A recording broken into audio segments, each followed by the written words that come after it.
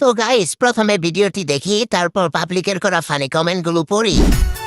বুকের ভিতর থাইকো বন্ধু যাইও না দূরে, বুকের ভিতর থাইকো বন্ধু যাইও না দূরে, দূরে গেলে বুকটাই আমার ধক ধক করে, বুকটা ধক ধক করে।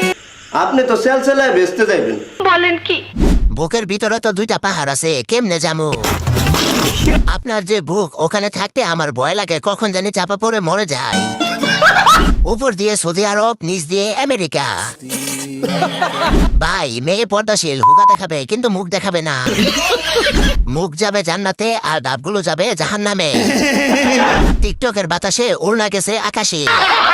বুঝি না এরা বোরকা হিজাব পরে নাকি সাইজ কার কত বড় সেটা বুঝায়।